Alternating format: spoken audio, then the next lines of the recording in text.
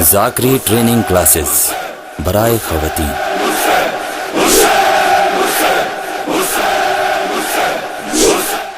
بانیان مجلس کی ذمہ داری۔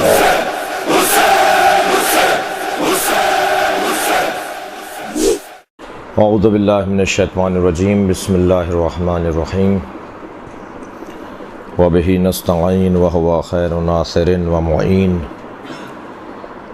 وصلی اللہ علی سیدنا مولانا ابوالقاسم محمد وآلہ الطیبین الطاہرین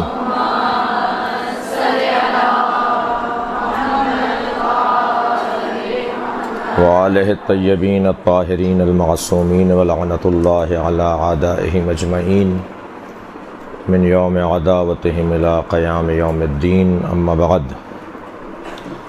قال الحکیم فی قرآن الکریم، بسم اللہ الرحمن الرحیم، ادعو الی سبیل ربک بالحکمہ وموعظۃ الحسنہ وجادلہم باللتی ہی احسن۔ اللہ کا کرم ہے کہ اللہ نے ہم لوگوں کو، یعنی آپ کو، ہمیں اس قبیلے میں قرار دیا ہے جو قبیلہ اہل بیت کے امر کا احیاء کرنے والا قبیلہ ہے۔ خاص مقام ہے ذاکرین اہل بیت کا، خاص فضیلت ہے اہل بیت کی تعلیمات کو عام کرنے والوں کی۔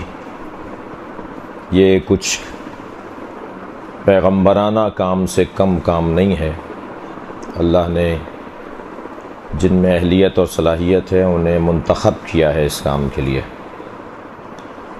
اور خدا پسند کام ہے، اہل بیت پسند کام ہے۔ معصومین کی تمنا اور معصومین کی رضایت کا کام ہے، اگر چند باتیں ٹھیک ہو جائیں اور چند باتوں کا خیال ہو۔ ان میں سے بنیادی بات خلوص اور سچائی۔ جن کی خدمت کرنا چاہتے ہیں، جن کے نام کو، ان کی تعلیمات کو، ان کے محاسن کو، ان کی خوبیوں کو، ان کے دیے ہوئے احکامات کو عام کرنا چاہتے ہیں، ان سے، ان کے اللہ سے سچے ہوں۔ اگر ہم ان سے اور ان کے اللہ سے سچے ہوں گے تو ان کی تائید، ان کی حمایت، ان کی مدد، ان کی نصرت ہماری شامل حال ہوگی۔ اور آپ میں سے بہت سے ہوں گے جو اس چیز کو محسوس کرتے ہوں گے اپنی اپنی جگہ پر، کہ کہاں آج مدد ہوئی، کہاں آج نصرت ہوئی، کہاں غیبی کچھ ہاتھ تھا ہمارے خطاب میں، ہماری مجلس میں، ہمارے عشرے میں، ہمارے بیان میں۔ پروردگار عالم نے خاص عنایت رکھی ہمارے بیان پر، اور کبھی کبھی اندازہ ہوتا ہے کہ نہیں، کوئی کمی تھی، کوئی کوتاہی تھی، کچھ رہ گیا جو خود اطمینان نہیں ہوتا۔ ممکن ہے لوگ اچھے داد و دہش بھی دیں، ممکن ہے کوئی تعریف بھی کریں، آئندہ کی دعوت بھی دے دیں، سامعین جو ہے وہ مطمئن بھی ہوں، لیکن ایک اندر سے آواز آتی ہے کہ نہیں، ہم مطمئن نہیں ہیں، کام ٹھیک نہیں ہوا۔ تو وہ جو ضمیر کی پکار ہوتی ہے وہ بعض اوقات ترجمانی کر رہی ہوتی ہے اللہ کی رضایت یا عدم رضایت کے حوالے سے۔ تو سب سے بنیادی شرط تو اس راہ میں، جس راہ کو آپ نے انتخاب کیا ہے، جو پسندیدہ ترین کام ہے اور جس کی ضرورت ہے ہمارے معاشرے کو، ہمارے سماج کو، ہمارے ہم فکر اور ہم مسلک اور ہم مکتب لوگوں کو، اس کی بنیادی شرط ہے خلوص اور سچائی، للہیت، اللہ کی خاطر اپنے اس کام کو مکمل کرنا۔ بہت سارے لوگ مخلص ہوتے ہیں، سچے ہوتے ہیں، مگر غیر فنی ہوتے ہیں، غیر ٹیکنیکی لوگ ہوتے ہیں، اصول اور قوانین سے ناآشنا ہوتے ہیں، نابلد ہوتے ہیں، لہٰذا وہ دوڑتے تو بہت ہیں مگر کوہلو کے بیل کی طرح دوڑ رہے ہوتے ہیں اور چکر کاٹ رہے ہوتے ہیں۔ وہ سمجھ رہے ہوتے ہیں کہ ہم 1 میل چل لیے، 1 میل ہم نے سفر کر لیا، مگر ان کی آنکھوں سے جب پٹی ہٹتی ہے تو دیکھتے ہیں وہیں ہیں جہاں پہلے کھڑے تھے۔ وہ کون ہیں؟ جو فنی نہیں ہیں، ٹیکنیکی نہیں ہیں، اور فنی اعتبار سے اور قوانین کے اعتبار سے وہ عاری و خالی ہوتے ہیں۔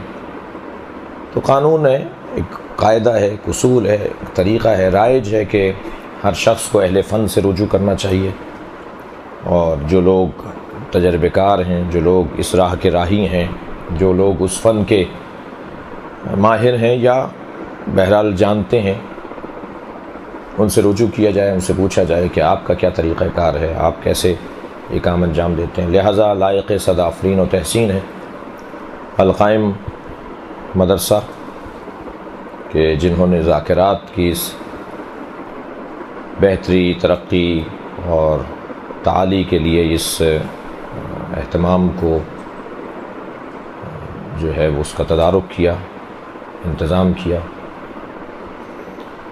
اور یہ بات بھی آپ کے ذہنوں میں ہے کہ ہم میں سے کوئی بھی پورا نہیں ہے، کوئی بھی کامل نہیں ہے، ہم میں سے کامل صرف اللہ نے اہل بیت کو بنایا ہے۔ ہم سب کو بہتری کی ضرورت ہے، ہم سب کو مشوروں کی ضرورت ہے، آگے بڑھنے کی ضرورت ہے اور مشورہ کرنے کی ضرورت ہے، تاکہ ہم متوجہ ہوں کہ ہمارے ہاں کیا خامی ہے، کیا کوتاہی ہے، کیا کمی ہے۔ اور یہ جو عمل آج کا عمل ہے، یعنی جس میں میں آج حاضر ہوا ہوں، یہ اسی قبیل کا ایک عمل ہے۔ میں تو کم سے کم آپ میں سے اکثر کو، بلکہ شاید 99% کو، شاید 100% کو نہیں جانتا، یعنی میری کوئی کوئی آپ سے کوئی ملاقات نہیں ہے کہ جو میں یہ تجزیہ کر سکوں کہ کون کتنا تجربے کار ہے اور کون کتنا جو ہے وہ کیا خامی اور کیا خوبی رکھتا ہے۔ لیکن اتنا طے ہے کہ مجھے بھی تقریباً 22 سال ہو گئے مکمل اشرے پڑھتے ہوئے، بلکہ اگر مجلس پڑھتے ہوئے کہیں تو میں 41 سال کا ہوں اور 6 سال کی عمر سے مجلس سے پڑھ رہا ہوں۔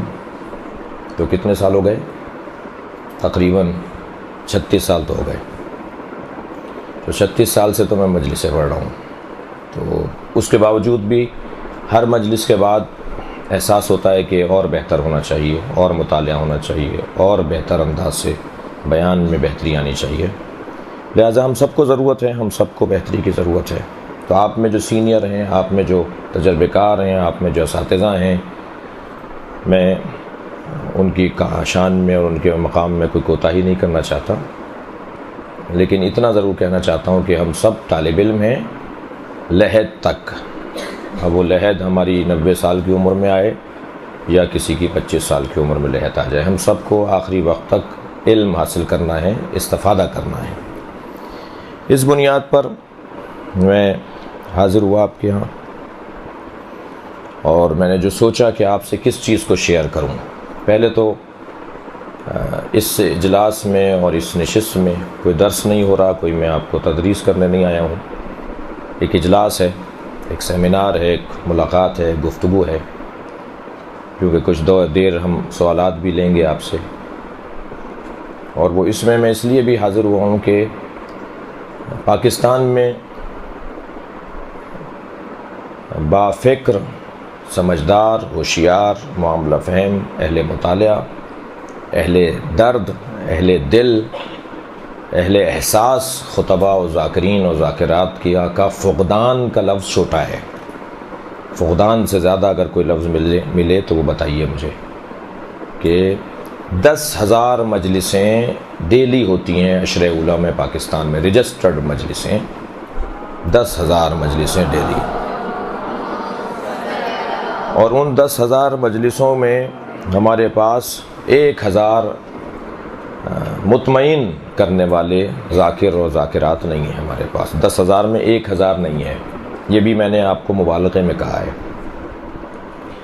وہ جو 9,000 مجلسیں ہو رہی ہیں اس میں کہیں مرثیہ پڑھا جا رہا ہے، کہیں سوس پڑھا جا رہا ہے، کہیں قصیدہ پڑھا جا رہا ہے، کہیں ذکر ہو رہا ہے اور مجلس کو مکمل کیا جا رہا ہے۔ وہ 9,000 کا جو لاکھوں کا مجمع ہے، ان کو تسکین روح کے لیے، تسکین علم کے لیے انتظام نہیں ہے ہمارے پاس۔ البتہ پورے پاکستان سے کراچی کی حالت بہتر ہے۔ میں مظفر آباد سے کراچی تک کا کوئی شہر نہیں چھوڑا ہے جہاں نہیں گیا ہوں، اور پورا ملک دیکھ چکا ہوں۔ ہمیں کراچی کو غنیمت جاننا چاہیے، کراچی پورے پاکستان سے بہتر ہے، مگر یہ ہمیں مغرور کرنے کا سامان نہ بنے۔ اور یہاں بھی بہت برا حال ہے۔ جب کراچی کو کراچی کی حیثیت سے ہم دیکھتے ہیں تو یہاں بھی حال اچھا نہیں ہے، بہت بہتری اور بہت زیادہ کام کی ضرورت ہے۔ اور ان 10,000 مجلسوں میں تعداد جو میں نے آپ کو بتائی ہے، یہ مردانہ مجلسوں کی تعداد بتائی ہے، ابھی آپ کا حساب تو میں نے کیا ہی نہیں ہے۔ اور آپ کے ہاں کا جو حساب ہے، یعنی خواتین کی مجلسوں کا جو حساب ہے، وہ اس کے 3 برابر زیادہ ہے، یعنی بلا مبالغہ 30,000 سے زیادہ مجلسیں 10 دن میں ہر دن ہوتی ہیں پورے پاکستان میں عورتوں کی، اور مجموعی طور پہ 40-50 ہزار جو ہے وہ اجتماعات، چھوٹے بڑے، کہیں 5 آدمی ہیں تو 5 آدمیوں سے لے کر 5,000 آدمیوں تک، اور 1,000 آدمیوں تک، اور 10,000 آدمیوں تک کے اجتماعات ہیں، یہ 40-50 ہزار اجتماع۔ تو غرض یہ کہ کام بہت ہے، پھیلا دیا ہمارے بزرگوں نے، اور اس پہ کام ہوا، اور وہ ہم اس کے تشفی دینے والوں میں سے نہیں ہو پا رہے، ہم نہیں اس کو نہیں سنبھال پا رہے اس کام کو، لہٰذا بہت کثرت سے ضرورت ہے اس راہ میں آنے کی اور اس کام کو کرنے کی۔ ساتھ میں اس میں کچھ آفتیں ہیں، کچھ مصیبتیں ہیں اس راہ کی۔ ان مصیبتوں میں سے سب سے بڑی مصیبت تو نفس پرستی ہے، خود پسندی ہے، اور عجب کی ایک بیماری ہے۔ جب واہ واہ واہ واہ سبحان اللہ، نعرہ حیدری اور نعرہ صلوات لگتا ہے تو ایک مرتبہ اندر کا آدمی جو ہے وہ موٹا ہونے لگتا ہے، وہ نفس جو ہے وہ صحت مند ہونے لگتا ہے، وہیں سے غرور آنے لگتا ہے، وہیں سے خود پسندی اور اپنے آپ کو بڑا سمجھنے کا پہلو آنے لگتا ہے، دوسرے کو چھوٹا کرنے کا پہلو سامنے آتا ہے۔ پھر تبصرے ہوتے ہیں، پھر مزہ آتا ہے اس بات میں ان کی مجلس کیسی رہی، ہماری مجلس کیسی رہی۔ جب تک کوئی بتائے نہیں کہ کیسی رہی مجلس، اس وقت تک نفس کو سکون نہیں ملتا۔ جب تک 4 آدمی ہمارے منہ پہ ہماری تعریف نہیں کر لیں، ہمیں چین نہیں آتا، اور جب تک ہمارے مقابل پڑھنے والے کی 4 آدمی برائی نہ کر لیں تو ہم کبھی کبھی تو دکھاوے کے طور پہ کہہ دیتے نہیں کوئی اور بات کرو، مگر اندر سے ایک مرتبہ خوشی سی ہو رہی ہوتی ہے کہ نہیں ہماری مجلس اچھی رہی ہے، ان کی مجلس خراب ہو گئی۔ یہ کیفیت جو نفس پرستی کی ہے، یہ انتہائی آفت ہے، اس راہ کی انتہائی خطرناک آفت ہے، جو اگر طویل ہو جائے، لمبی ہو جائے بیماری تو یہ کینسر میں تبدیل ہو جاتی ہے، اور پھر یہ انسان جو ہے وہ شیطان کا نمائندہ بن جاتا ہے، بیٹھا ہے رحمان کے ممبر پر اور نمائندگی کر رہا ہوتا ہے پھر یہ شیطان کی۔ اس کی ایک آفتوں میں ایک آفت اس کی دنیا طلبی ہے، لفافہ ہے، نیاز ہے، نذرانہ ہے، جی گفٹ ہیں، ہدیے ہیں، تحفے ہیں، یہ اس کی آفتوں میں سے ایک آفت ہے۔ البتہ ان دونوں آفتوں اور طرح کی بھی آفتیں ہیں اس کی، مگر میں جو چیز کہنا چاہتا ہوں آج کی مجلس میں، آج کی نشست میں، وہ اس کے لیے مجھے وقت کو رکھنا ہے، اور بھی ایک فہرست آپ بنائیں گے جو اس راہ کی آفتیں ہیں، اس راہ کی مصیبتیں ہیں، تو ان سب کا حل ایک چیز سے ہو سکتا ہے، ایک چیز کے ذریعے سے ان ساری بیماریوں کا حل ہو سکتا ہے، اور وہ کیا چیز ہے؟ توجہ، احساس۔ اگر ہم متوجہ ہوں کسی بیماری کی طرف تو پرہیز کریں گے، ہماری اگر توجہ ہی نہیں ہوگی تو ہم پرہیز نہیں کر پائیں گے، اس سے اس بیماری میں مبتلا ہو جائیں گے۔ ساری ان پریشانیوں کا ایک حل ہے، اور وہ ہے توجہ، احساس۔ اگر کسی کا ہاتھ سن ہو جائے تو اس کو جتنی بھی چٹکیاں بھرتی رہیں، سوئی چبھوتی رہیں، چیونٹیاں اسے کاٹتی رہیں، اسے کچھ نہیں پتہ چلے گا، اور جیسے ہی اس کی خون کی روانی بحال ہوگی تو اس کو احساس ہونے لگے گا۔ تو ہمیں اپنے وجود میں، اپنے نفس میں، اپنے ذہن میں احساس کو بحال رکھنا ہے، بے حس نہیں ہونے دینا ہے اس کو۔ تو پھر یہ خود پسندی، یہ عجب، یہ دوسرے کو کم کرنا اور اپنے آپ کو بڑا پیش کرنا، تکبر، پیسہ، گفٹ، ہدیے، عزت، احترام، انہوں نے ہمیں اچھی طرح بات نہیں کی، صحیح جگہ بٹھایا نہیں، چائے پلائی انہوں نے تو وہ ایسے لا کے رکھ دی تھی، انہوں نے یہ کر دیا تھا، اور ہمیں دروازے تک چھوڑنے نہیں آئے، اور ہمارے نام کے ساتھ پورا نام نہیں لکھا، اور 50,000 بیماریاں اس طرح کی۔ یہ سب چیزیں جو ہے وہ حل ہو جائیں گی اگر ہماری توجہ ہوگی تو، کہ یہ بیماری ہے، یہ خطرناک چیز ہے۔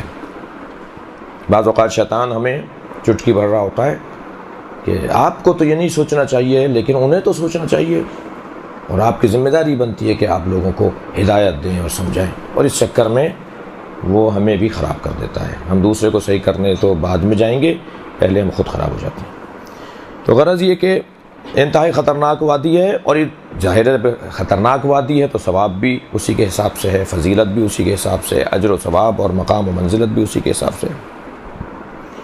لہٰذا اس خطرناک وادی میں قدم رکھنے والے لوگوں کو خوش آمدید، مرحبا، آفرین، ہمت نہیں ہارنی ہے اور آستینیں اپنی لوٹ کر میدان میں مقابلہ کرنا ہے، اپنے نفس کا بھی اور اپنے ماحول کا اور اپنے حالات کا۔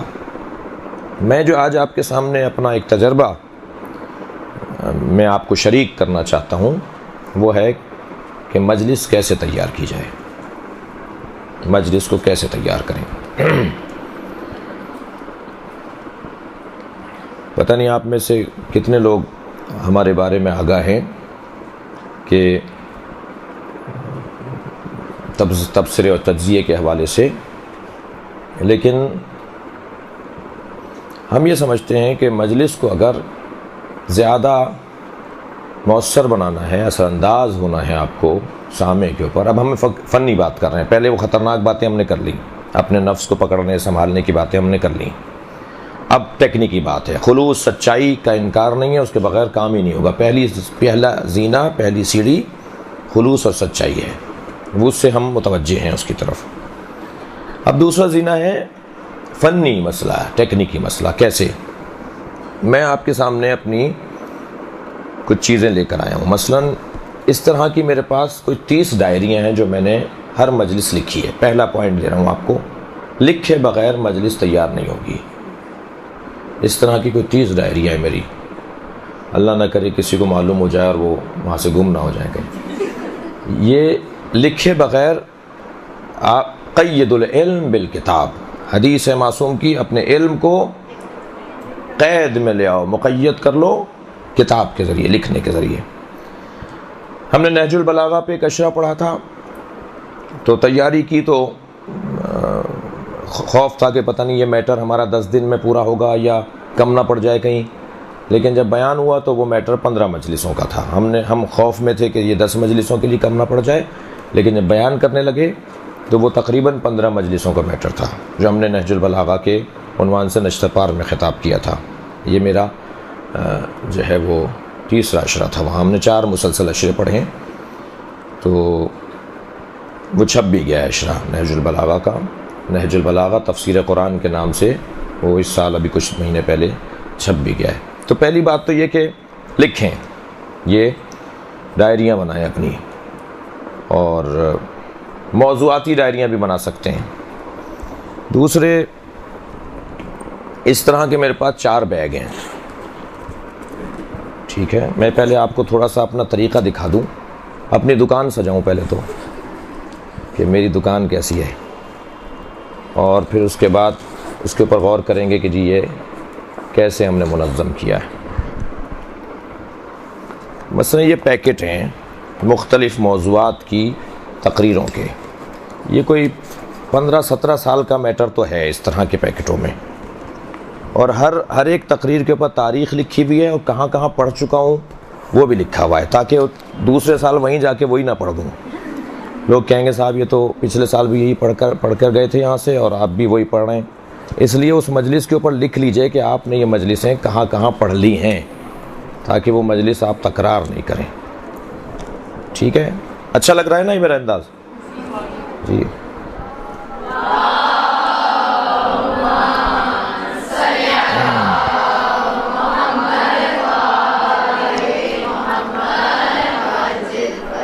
مثلاً میں اب یہ پیکٹ ہے، اس میں نبی مکرم پر اور مولا علی پہ جو میں نے تقریریں کی ہیں ڈائری میں پہلے لکھی ہے، 3 مرحلے، ٹھیک ہے، 3 مرحلوں میں تقریر تیار کر رہے ہیں۔ پہلا مرحلہ کیا ہے وہ سن لیجئے، یہ تو تیسرے مرحلے کی، یہ تیسرا مرحلہ فائنل کا ہے۔ یہ پہلا مرحلہ کیا ہے؟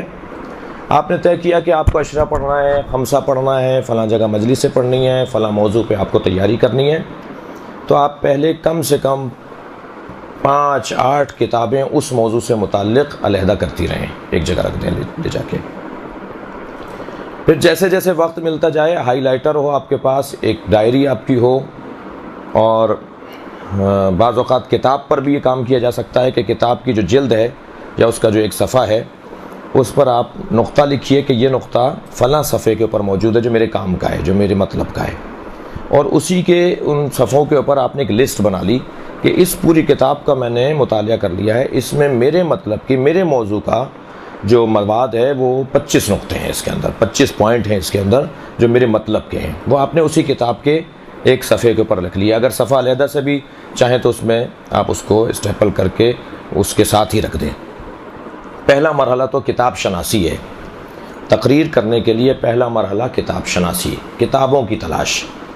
مثلاً آپ تقریر کرنا چاہتی ہیں جی جناب فاطمہ زہرا کے فضائل، بی بی فاطمہ کے فضائل پر آپ تقریر کرنا چاہتے ہیں،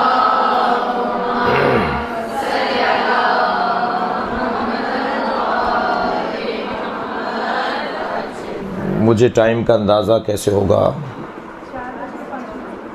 4:05 ہو رہے ہیں، 4:30 بجے آپ میں سے کوئی اشارہ دے دے ہمیں، ٹھیک ہے؟ تو پہلا مرحلہ تو ہے کتاب شناسی کا۔ 4:30 بجے جان نہیں چھوڑوں گا، 4:30 بجے ہم سوالات کا دورانیہ شروع کریں گے، ٹھیک ہے؟ تو پہلا مرحلہ ہے کتاب شناسی کا۔ آپ نے ایک موضوع کے اوپر مثلا 5، 8، 10، 15، 20 آپ نے کتابوں کو علیحدہ کیا، اور اس کے بعد ہر ایک کتاب کا آپ نے مطالعہ کرنا شروع کیا۔ اور مطالعے کی موٹی 2 قسمیں ہیں، ایک مطالعہ ہے سرسری اور ایک مطالعہ ہے گہرا مطالعہ۔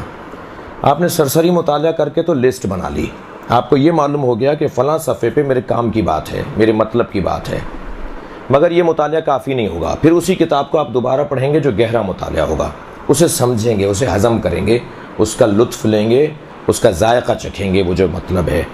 اور اس کے لیے آپ کو ایک کام یہ کرنا پڑے گا کہ جب آپ وہ پڑھ رہے ہوں تو اونچی آواز میں پڑھیں تاکہ آپ کے ذہن میں بھی بیٹھے اور آپ کو اس کا مزہ بھی آئے، اس نقطے کا مزہ آئے۔ پہلے آپ خود واہ واہ خود کریں اپنے اوپر، پہلے نعرہ آپ خود لگائیں اس کتاب کے لکھنے والے پر، پہلے آپ پسند خود کریں اس کو۔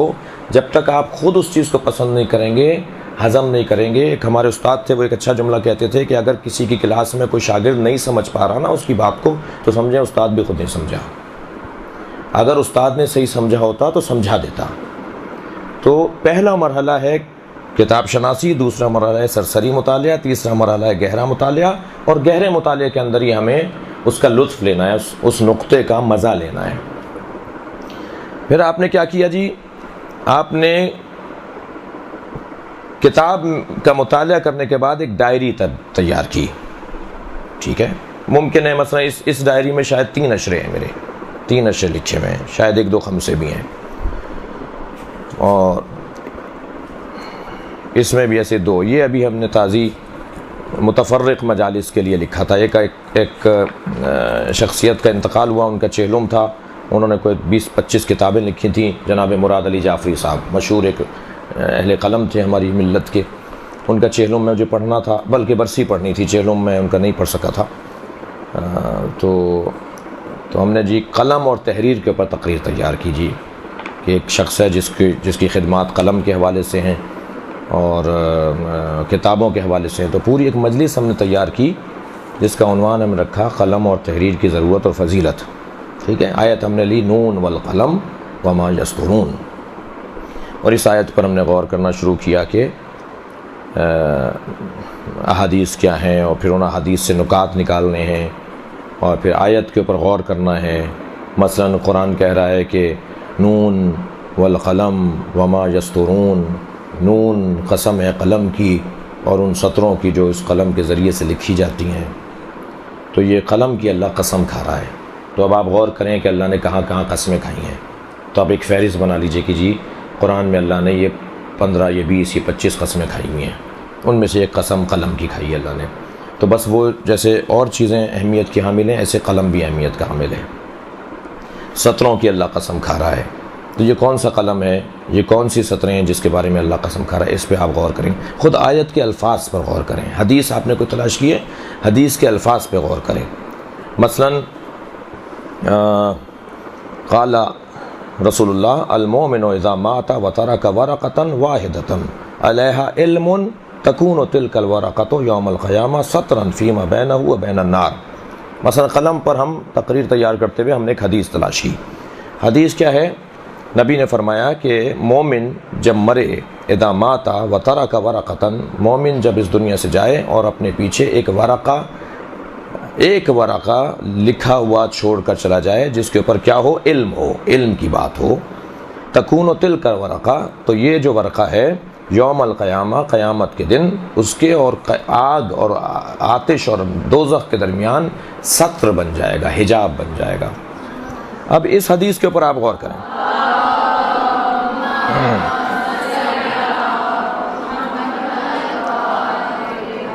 تو احادیث پر آپ اس کے الفاظ پر غور کریں، ٹھیک ہے۔ ترکا ورقتن واحدہ، ایک ورقہ کی بات ہو رہی ہے، پوری کتاب کی بات نہیں ہو رہی۔ ایک ایک لفظ پہ جب آپ غور کریں گے آپ کے سامنے نکات آنے لگیں گے، اس کے جو ہے پہلو آنے لگیں گے۔ تو دوسرے مرحلے میں آپ نے کیا کیا، ڈائری اتاری، اس کی ڈائری بنائی، ٹھیک ہے، اور پھر یہ آپ کے پاس محفوظ ہو جائے گی۔ آگے آئندہ اگر کسی نے اس کو اچھا علم سمجھا، اس کو اچھی معلومات کا ذخیرہ سمجھا، تو ممکن ہے کوئی اسے چھپوا بھی دے، کتابی شکل میں بھی اس کو ڈال دیا جائے۔ پھر اب آ گیا مرحلہ تقریر کرنے کا۔ تو جب آپ تقریر کرنے جائیں گے تو آپ کے پاس گتے کا جو کاغذ ہوتا ہے نا، جو گتہ نما جو کاغذ ہوتا ہے، سخت کاغذ جو ہوتا ہے، اس کو بنائیں اپنے ان پیکٹوں کے لیے، ٹھیک ہے۔ اس ڈائری سے اس کاغذ پر، اور اس کا سائز آپ کے ہاتھ کے سے زیادہ بڑا نہیں ہو، زیادہ بڑے اور مختلف سائز نہیں، ایک ہی سائز میں رکھیں تاکہ آپ اس کو منظم کر کے رکھ سکیں، اس کو کہیں کلپ کر کے رکھ سکیں۔ ایک سائز کے کاغذ بنائیں، اور ان کاغذوں پہ البتہ میں خود اس پہ پوری طرح عمل پیرا نہیں ہوں۔ مثلا فرض کیجئے اب یہ پیکٹ ہے حضرت نبی مکرم اور مولا امیر المومنین کے بارے میں جو ہم نے تقریریں کی ہیں وہ ہم نے اس پیکٹ میں رکھی ہوئی ہیں۔ شاید یہ کوئی 50 تقریریں ہیں، یہ 50 تقریریں ہیں حضرت علی پر اور نبی مکرم پر، کہیں سے آپ بیچ میں سے نکالیں۔ اب آپ تقریر کرنے جا رہے ہیں تو آپ نے کہا جی میں پرانا میٹر دیکھوں اپنا، میں نے کیا کیا کہا ہوا ہے، کیا کیا پڑھا ہوا ہے۔ ہم نے ایک کوئی چیز نکالی، تو یہ جی 1421 ہجری کی مجلس ہے میری، 1400 اب کون سی 36 1437 شروع ہو گیا محرم میں، 1437 چل رہا ہے اور یہ 1421 کا ہے۔ کتنے سال پرانا ہے؟ مثلا 16-17 سال پرانا، یہ 17 سال پرانی مجلس ہے۔ اب ہم نے اس کو دیکھنا شروع کیا، معلوم ہوا صاحب اس میں ایک نقطہ ایسا ہے جو دوبارہ بیان ہونا چاہیے، اور اب اچھا بیان ہوگا۔ اس وقت میں جب ہم نے لکھا تھا تو ہم نے کچھ اور سمجھا تھا اس کو، اب ہماری معلومات بڑھ گئی ہے اب، لیکن اگر یہ لکھا ہوا نہیں ہوتا آپ کے پاس تو کبھی بھی آپ اس کو اچھا نہیں کر پاتے، یا آپ اسے اچھا جب کر پائیں گے جب آپ کے پاس پرانا ریکارڈ موجود ہوگا۔ اس طرح اور بھی موضوعات ہیں، مثلا نہج البلاغہ پہ جو میں نے تقریریں اب تک ہم نے کی ہیں وہ سب اس پیکٹ میں موجود ہیں۔ موت کی مجلسیں جو پڑھی ہیں، اصال ثواب کی سویم چہلم برسی، وہ اس پیکٹ کے اندر ہیں۔ شہیدوں کے جنازوں پہ جو تقریریں کی ہیں یا ان کے مثلا سویم چہلم کی جو تقریریں کی ہیں وہ اس کے اندر موجود ہیں، ٹھیک ہے۔ یہ میں صرف اس لیے دکھا رہا ہوں کہ آپ کو ایک اچھی راہ دکھا سکوں جس میں میں خود کامیاب رہا ہوں۔ ایک اشرا ہم نے پڑھا تھا انسان شناسی پر، انسان کو کیسے پہچانے، انسان کی معرفت، خود انسان کو پہچانا جائے کہ انسان کیا ہے، یہ وہ اشرا اس کے اندر موجود ہے۔ اور قصہ لہٰذا اس کے اندر کچھ کاغذ ہیں، تقلید کے موضوع پہ تقریر ہے، مرجعیت کے موضوع پہ تقریر ہے، علماء تشیع کی تاریخ پر اس میں کچھ تقریریں ہیں، اور حج بیت اللہ اور زیارات پر ہمیں اب تقریر کرنے کے لیے بلایا جاتا ہے کہ جی آئیے زائرین جا رہے ہیں، زائرین سے خطاب کیجیے۔ اب زائرین سے خطاب ہم کرنے جا رہے ہیں تو ہم زیارات کے بارے میں کچھ کہیں گے نا، تو وہ آپ کے پاس مواد موجود ہے۔ البتہ جو لکھ لیا ہے اس میں اضافہ ہونا چاہیے، پیکٹ موٹا ہونا چاہیے، یہ پرانا ہی پیکٹ نہیں رہنا چاہیے۔ اور میں دکھا دوں آپ کو تو اچھا ہے، برا نہیں ہے۔ مثلا مختلف ائمہ معصومین پر تقریریں، مثلا امام حسن اور امام حسین پر تقریریں، مثلا والدین اولاد صلہ رحمی، بیٹا بیٹی، مثلا ایک تقریر کرنی ہے آپ کو بیٹی پر، کسی کی بیٹی کا انتقال ہو گیا، وہ کہہ رہا جی میری بیٹی کا انتقال ہوا ہے، بیٹی کی اہمیت پر تقریر کریں، تو آپ کے اوپر بیٹی کے اوپر، بیٹے کے اوپر تقریر کریں، والدین پہ تقریر کریں، صلہ رحمی پہ تقریر کریں۔ مثلا یہ پیکٹ ہے فلسطین کے بارے میں، امام خمینی کے بارے میں، امور مسلمین کے بارے میں، اس میں تقریریں ہیں۔ امام زمانہ پہ جو کچھ تقریریں کی ہیں ڈائریوں میں علیحدہ ہیں، یہ ایک پرچی پر خلاصہ ہے ان تقریروں کا، یعنی اس کے 10 صفحوں کو آپ نے ایک صفحے میں اتارا ہے، یعنی جو پیکٹ ہے ڈائری کے 10 صفحے اس کے ایک صفحے پہ اتارے ہوئے، آپ نے پوائنٹ لکھے ہوئے اس کے اندر، ٹھیک ہے۔ اور اسی طرح یہ حضرت فاطمہ زہرا پہ یہ لفافہ الحمدللہ موٹا ہے، یہ جناب زہرا پہ جو تقریریں ہیں وہ ہیں۔ اسی طرح یہ میں آپ کو صرف دکھانا چاہ رہا تھا اور کوئی مطلب نہیں ہے کہ آپ کو ایک راہ اگر آپ کو اچھی لگے. ہم نے تو اس سے فائدہ اٹھایا ہے, ہم نے اس سے ہمیں اچھا لگا ہے, اچھا ہوا ہے ہمارا کام. ہم مسلسل بہتری کی طرف ہم نے سفر کیا ہے اس رویے, اس روش کے ذریعے سے. تو یہ مرحلہ کون سا بنے گا؟ پہلا مرحلہ کتاب شناسی, دوسرا مرحلہ سرسری مطالعہ, تیسرا مرحلہ گہرا مطالعہ, چوتھا مرحلہ ڈائری لکھنا, دفتر بنانا, اور پانچواں مرحلہ خلاصہ لکھنا. اسی مجلس کا آپ نے خلاصہ لکھ لیا. یہ 5 مرحلے آپ کے کم سے کم ہونے چاہیے. ممکن ہے آپ جب تجربے کریں تو آپ کہیں جی نہیں ایک اور مرحلہ بھی آ گیا سامنے, لیکن مجموعی طور پر یہ مرحلے ہیں. اب آئیے دوسرے موضوع کی طرف, اور وہ یہ کہ تقریر کو سجائیں کیسے. بعض اوقات لوگ خطاب کر رہے ہوتے ہیں مگر ان کا خطاب نہیں ہوتا, وہ درس ہوتا ہے ان کا.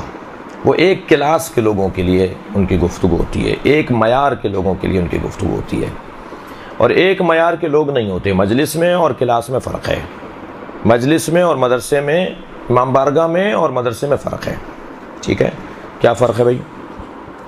مدرسے میں اور مجلس میں, مدرسے کے درس میں اور امام بارگاہ کی مجلس میں ایک موٹا سا فرق یہ ہے کہ یہاں آپ کا ایڈمیشن ہوتا ہے, یہاں آپ کی لسٹ بنتی ہے, یہاں آپ کا حضور و غیاب ہوتا ہے, حاضری لگتی ہے.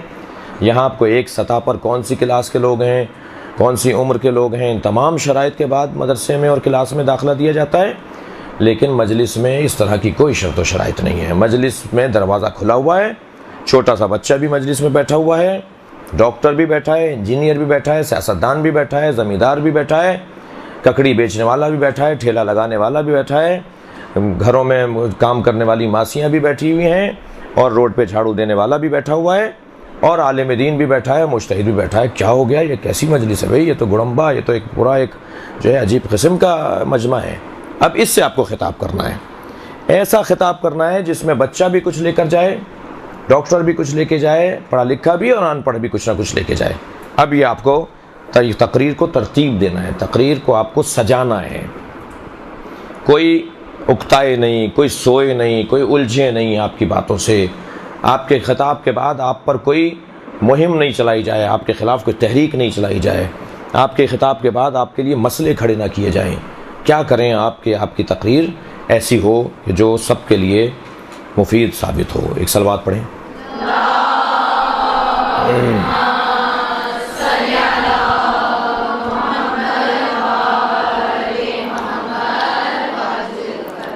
اس کا ایک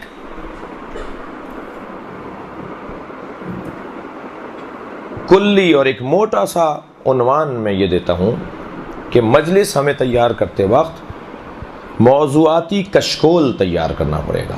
کشکول کا لفظ سنا ہے آپ نے؟ جو فقیر جس سے مانگتے ہیں نا, جس میں ٹکے اور سکے جمع کرتے ہیں اور ہر شخص اس میں کچھ نہ کچھ ڈالتا رہتا ہے. ایک تو یہ کشکول ہوتا ہے کہ فقیر جب دروازہ, اب تو نہیں ہے وہ, اب تو رواج اس کا کم ہو گیا, شہروں میں تو کم دکھائی دیتے ہیں دروازوں پہ کشکول لے کر آنے والے.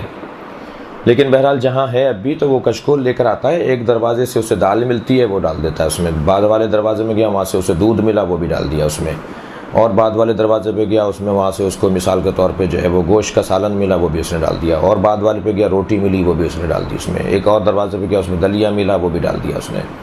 ٹھیک ہے, ایک گلی کے کونے سے اس گلی کے دوسرے کونے تک وہ جب جائے گا تو 15 قسم کی غذائیں ملی اسے, سب اس نے اسی میں ڈالنا شروع کر دی. تو اب کیا بنے گا؟ یہ ممکن ہے کھانے والے کے لیے کوئی لذیذ چیز نہ بنے, لیکن علمی دنیا میں اگر آپ اس کو کشکول بنا لیں گے اپنی تقریر کو, موضوعاتی کشکول ہے, چیز کھانے کی, کوئی چیز پھینکنے کی نہیں ہے, کوئی چیز سڑی بھی نہیں ہے, کوئی چیز فاسد نہیں ہے ساری چیزیں کھانے کی. اگر علمی دنیا میں آپ اپنے تقریر کو موضوعاتی کشکول بنا لیں گے تو ہر شخص اپنے مطلب کی چیز بھی وہاں سے لے کے اٹھے گا, اور آپ کے ہاں تنوع ہوگی, آپ کے ہاں جاذبیت ہوگی آپ کے بیان میں. آپ کا ایک بیان کسی کو ہنسائے گا تو دوسرا بیان فوراً رلائے گا, پھر فوراً دوسرا بیان جو ہے وہ کسی کو تسلی دے گا تو تیسرا بیان کسی کو پریشان کرے گا. اتنی تنوع ہوگا, اتنا نو طرح کی باتیں ہوں گی, قسم قسم کی آپ کے ہاں ایک گھنٹے میں مطالب ہوں گے, پیغامات ہوں گے کہ آپ کی مجلس جو ہے وہ لوگ کہیں گے یہ گھنٹہ گزر گیا, یہ تو ابھی ہم نے ابھی شروع ہوئی تھی تقریر, یہ تو 1 گھنٹہ گزر گیا. اور بعض اوقات آپ جہاں آپ کو پابندی نہیں ہوگی ٹائم کی. آپ خود دیکھیں گے کہ ہم نے 2.25 گھنٹے تقریر کر لی اور کسی کو احساس تک نہیں ہوا. یہ وہ تقریریں ہوتی ہیں کہ جو کشکول، موضوعاتی کشکول، غیر موضوعاتی کشکول نہیں ہونے چاہیے. موضوعاتی کشکول جس میں شعر بھی ہو، جس میں لطیفہ بھی ہو، جس میں واقعہ بھی ہو، جس میں آیت بھی ہو، جس میں حدیث بھی ہو، جس میں ممبری ادب کے مطابق جو ہے مذاق بھی ہو، مزاح بھی ہو. جو ممبر کا ادب، ممبر کے مذاق علیحدہ ہوتے ہیں، ممبر سے کیے جانے والے مزاح جو ہیں وہ علیحدہ ہیں. ان کا ایک معیار ہے اپنا، ان کی اپنی ایک زبان ہے، ان کی اپنی ایک تہذیب ہے.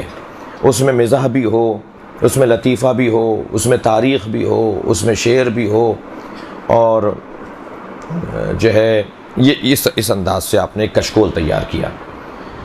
اب کیا اس کو ترتیب دیں کہ نہیں صاحب جب ہم تقریر کریں گے تو پہلے آیت ہوگی، پھر حدیث ہوگی، پھر واقعہ ہوگا، پھر تاریخ ہوگی؟ نہیں، ایسا نہیں کریں، ایسا نہیں کریں. کشکول میں آپ نے جتنی غذائیں ڈالیں پھر ان کو مخلوط کر دیں، ان کو مخلوط کر دیں. غیر منظم موضوعاتی نکات آپ بیان کریں، غیر منظم. ایک مرتبہ توقع ہی نہ ہو کسی کو کہ یہاں ایک مرتبہ کو لطیفہ سنایا جائے گا، اور آپ نے ایک مرتبہ علمی لطیفہ وہاں سنا دیا اور آپ نے محفل کا رنگ جو ہے کچھ دیر کے لیے تبدیل کر دیا، اور پھر آپ نے ایک دم مرتبہ ایک واقعہ سنانا شروع کر دیا. تو موضوعاتی کشکول بنائیں. اب مثلا ہم نے ابھی پچھلے دنوں کوئی ایک تقریر تیار کی تھی،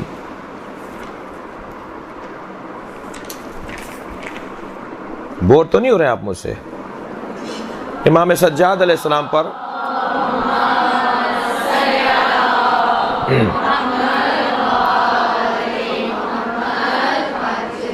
مثلا امام زین العابدین علیہ السلام پہ ہم نے تقریر تیار کی. اب ہم اس کتاب سے ہمیں ایک نقطہ ملا، ہم نے لکھ دیا، اس کتاب سے ایک نقطہ ملا، لکھ دیا اس کتاب سے. اب جب ہم بیان کرنے جائیں اور ایک کاغذ پر اس کو خلاصہ لکھیں نکات کو، تو ایسے ہی بیان کر دیں جیسے آپ نے ڈھونڈا، جیسے آپ کے کشکول میں ڈالا گیا تھا ویسے ہی آپ بیان کریں. مثلا آپ نے آیت پڑھی، آیت کے ترجمے کے بعد آپ نے ایک نقطہ پڑھا کہ امام فقیروں کا اس قدر احترام کرتے تھے کہ انہیں دیکھ کر کھڑے ہو جاتے تھے اور ان کے ساتھ کچھ دیر کے لیے رہتے تھے. جب کسی نے پوچھا کہ آپ مثلا کہ آپ جو ہے وہ فقیروں کا اتنا احترام کیوں کرتے ہیں، تو حضرت نے فرمایا میں ان کا احترام اس لیے کرتا ہوں کہ قیامت میں یہ میرا بوجھ اٹھا سکیں گے، میں آج ان کے ساتھ دوں گا، قیامت میں یہ میرا ساتھ دیں گے. مثلا حضرت نے یہ ارشاد فرمایا. پھر آپ نے فوراً جو ہے وہ دربار یزید میں امام نے فرمایا یا ایھا الناس، اے لوگوں، اللہ نے ہمیں 6 کمالات عطا کیے ہیں، اللہ نے جو ہے وہ ہمیں 7 فضائل عطا کیے ہیں. مثلا آپ نے ایک واقعہ یہ سنا دیا، اگرچہ یہ مصائب کے باب میں جائے گا تو زیادہ بہتر رہے گا، وہیں سے آپ ربط مصائب بھی اسی کو قرار دے کے امام کے مصائب بھی پڑھ سکتے ہیں. مثلا آپ نے کہا کہ جی امام نے اپنی زندگی میں 4 طریقے اپنائے تھے، امام کے 4 مشغلے تھے اپنی زندگی میں. آپ جو ہے وہ مجالس اعظم منعقد کرتے تھے. امام کی زندگی میں کوئی دن نہیں گزرا جس دن ان کے گھر میں مجلس نہ ہوئی ہو. 36 سال تک امام کے گھر میں ہر دن مجلس ہوئی ہے، مجالس کرتے تھے امام. دوسرا، دعاؤں کے ذریعے آپ نے لوگوں کو ہدایت دی. تیسرا، آپ لوگوں کے مسائل اور مشکلات کو حل کرتے تھے، غریبوں مسکینوں کے کام آتے تھے. چوتھا یہ کہ آپ نے ایک دینی مدرسہ قائم کیا اپنے گھر کے اندر. غلام اور کنیز خریدتے تھے، ایک وقت میں 30 غلام، ایک وقت میں 40 کنیزوں کو آپ خریدتے تھے، انہیں حدیث سکھاتے تھے، انہیں دینی پیغامات دیتے تھے، اور پھر چھوٹی چھوٹی باتوں پہ انہیں آزاد کر کے مبلغ بنا کر آزاد کر دیتے تھے. تو آپ نے ایک انداز سے اپنے گھر میں ایک مدرسہ بھی بنایا ہوا تھا. مثلا میں نے ایک مثال دی کہ آپ ایک غیر مربوط ایک مسلسل بحث، دیکھیں مدرسے کے اندر تو تسلسل سے بحث ہوتی ہے، گفتگو ہوتی ہے، ایک متن ہے، پہلے آپ یہ بات کریں گے، پھر یہ کریں گے، اگر یہ نہیں کریں گے تو وہ سمجھ میں نہیں آئے گی، وہ نہیں کریں گے تو وہ سمجھ میں نہیں آئے گی. یہ ہے درسی انداز، یہ ہے مدرسے کا ایک نصاب کو پورا کرنے والا، کہ پہلا باب اگر نہیں پڑھا تو دوسرا باب جو ہے سمجھ میں نہیں آئے گا، دوسرا باب نہیں پڑھا تو 5واں باب سمجھ میں نہیں آئے گا. نہیں، یہ مجلس ہے، یہ درس نہیں ہو رہا، یہ کلاس نہیں ہو رہی، یہ جو ہے وہ کوئی نصاب پورا کرنے کا یہاں مقصد نہیں ہے. یہاں جو ہے وہ امتحان دینا اور نمبر لینا اور پیپر دینے کا کوئی مقصد نہیں ہے. یا سیدھی آپ کو معارف منتقل کر رہے ہیں. اور چونکہ سامع آپ کا مختلف ہے، ایک جیسا سامع نہیں بیٹھا، مختلف ذہن کے لوگ ہیں، مختلف معیار کے لوگ ہیں، لہٰذا آپ کو بیان میں بھی اپنے تنوع رکھنا ہے، نو رکھنا ہے، مختلف قسموں کی چیزوں کو پیش کرنا ہے. اس انداز سے جب آپ چلیں گے تو آپ کے بیان میں جاذبیت آ جائے گی. لوگ آپ کے بیان کو فنی طور پہ پسند کرنے لگیں گے. آپ بھی مطمئن ہوں گے کہ آپ نے بہت اچھی اچھی باتیں لوگوں تک پہنچا دیں اور اچھا بھی رہا، پسند بھی کیا گیا. ایک اہم بات جو آپ سے کروں اسی باب میں، آپ ظاہر ہے مدرسہ القائم کے اندر جب آ کے بیٹھی ہیں اور ان کے بلانے پہ جب آئی ہیں آپ، تو آپ زیادہ تر وہ ذاکرہ ہیں کہ جو دین کا درد رکھتے ہیں، جو نماز، روزہ، عبادات، تقوی، پرہیزگاری، انسانی اقدار، تہذیب، یقیناً یہی ہدف ہے. لیکن آپ کے اندر ایک کمی ہے، ایک خامی ہے، کمزوری ہے آپ لوگوں میں، اور مجھ جیسے لوگوں میں بھی ہے، یعنی امامے والے جو خطیب ہیں ان میں بھی کمزوری ہے. اور وہ یہ ہے کہ ہم فضائل نہیں پڑھتے. میں 70% کی بات کر رہا ہوں، آپ کی نہیں کر رہا، آپ 30% میں ہیں، اس لیے ناراض نہیں ہوئیے گا مجھ سے. 70% ہمارے ہاں جو ذاکرات مدرسوں سے پڑھ کے نکلتی ہیں، جو مدرسوں سے پڑھ کر علماء کرام باہر آتے ہیں اور وہ ممبر پر جانا چاہتے ہیں، خطاب کرنا چاہتے ہیں، 70% ہم لوگ فضائل اہل بیت پر غور نہیں کرتے. ہم ڈنڈا ہاتھ میں لیے ہوئے ہوتے ہیں، ہم ایک دن میں سب کو مسلمان اور پکا متقی و پرہیزگار بنانا چاہتے ہیں.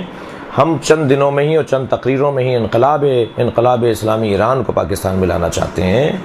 ہمارے بڑے بڑے آفاقی اور آسمانی جو ہیں وہ آرزوئیں ہیں اور ہماری خواہشیں ہیں، اور اس چکر میں ہمیں پھر وہ مقام نہیں ملتا جو نعرہ حیدری دھڑا دھڑ لگوانے والی ذاکرہ کو ملتا ہے، اور واہ واہ سبحان اللہ اور ایک جو شور شرابے اور ایک رونق والی مجلس پڑھنے والی کو ملتا ہے یا پڑھنے والے کو ملتا ہے، وہ آپ کو مقام نہیں مل پاتا. آپ بڑے ممبروں تک نہیں جا پاتے. میں 70% کی بات کر رہا ہوں، آپ کی نہیں کر رہا، بار بار مجھے ڈر بھی لگ رہا ہے. ٹھیک ہے، 70% یہی مشکل ہے ہماری مدرسے سے پڑھی ہوئی خواہران اور مدرسے سے پڑھے ہوئے علماء کرام برادران میں. یہ بہت بڑا نقص ہے. قرآن میں ایک مرتبہ اللہ نے اپنے حبیب سے کہا ہے کہ تبلیغ کرو، وہ ہے ولایت علی کی تبلیغ. بلغ ما انزل الیک من ربک، اے میرے حبیب پہنچاؤ وہ چیز جو تم تک پہنچائی گئی ہے. صرف ایک دفعہ ہی بلغ کا صیغہ استعمال کیا اللہ نے، حکم واجب کر کے جو اللہ نے اپنے حبیب سے کہا کہ تبلیغ کرو تو وہ ولایت علی کی تبلیغ ہے. اتنے محاسن، اتنی خوبیاں، اتنے پیغامات ہیں فضائل مولا علی کے اندر جن کی حد نہیں ہے. اس میں ہمیں بہترین روش مل رہی ہے علامہ ذیشان درجہ کی. علامہ ذیشان درجہ کامیاب ترین مبلغوں میں سے تھے، خطیبوں میں سے تھے. ان کے خطابات کے اندر فضائل ہوتے تھے اور فضائل سے گریز لیتے تھے. وہ حالات پر، اصلاح پر، امر بالمعروف پر، تبلیغ مثلا عمل کی تبلیغ پر، وہ پھر انہی فضائل میں سے نکات نکالتے تھے جو قدر ہماری بھی روش ہے. علامہ نقن صاحب کا یہ روش تھی، بزرگوں کی ہماری یہی روش تھی. اس وقت پاکستان کے اندر مظفر آباد سے لے کر کراچی تک 10 امامے والے جو مدرسے سے باقاعدہ پڑھے ہوں، 10 نہیں ہے فیمس لوگ جنہیں عوام پاکستان کی پہچانتی ہو. یعنی اگر وہ کسی بھی شہر میں چلے جائیں تو مجمع انہیں سننے آئے اور سب کہتے ہوں کہ ہاں بھائی انہیں جانتے ہیں ہم. 10 نہیں ہیں آپ کے پاس. 10,000 مجلسیں جہاں ہو رہی ہیں وہاں آپ کے پاس 10 امامے والے لوگ نہیں ہیں. اور یہی حال آپ کا بھی ایسا ہی ہے. آپ بھی رضی اللہ تعالیٰ عنہ نہیں ہیں. آپ کے یہاں بھی معاملات جو ہے وہ اسی طرح کے ہیں جس طرح مردوں میں ہیں. ٹھیک ہے، تو کیوں ہے ایسا؟ میں آپ سے گزارش کروں گا کہ دقت کریں. فضائل اہل بیت، گہرے فضائل، اتنے گہرے فضائل اہل بیت، علمی بات کریں، دقیق باتیں کریں. علامہ عقیل الغروی کے خطابات سے استفادہ کریں، علامہ نقن صاحب کے خطابات سے استفادہ کریں، ذیشان صاحب کے خطابات سے استفادہ کریں. ہم جو ہے وہ عراق، ایران کے کامیاب خطیبوں کی تقریروں کو سنتے ہیں جنہیں فارسی آتی ہے، جنہیں عربی آتی ہے. یہ ہمارے ہاں کے یہ جو خطیب ہیں، علامہ طالب جوہری کے خطابات کے اندر دقیق پیغامات ہیں، دقیق نکات علمی اور فضائل کے نکات ہیں. تو عہد کریں کہ آپ کو جناب زہرا کے فضائل پر 5 مجلسیں تیار کرنی ہے، مولا علی کے فضائل پر. مثلا قرآن مجید میں میں اب آپ کو مثلا مشورہ دے رہا ہوں اور خود اس پہ عمل کر رہا ہوں اور کامیاب ہوں الحمدللہ.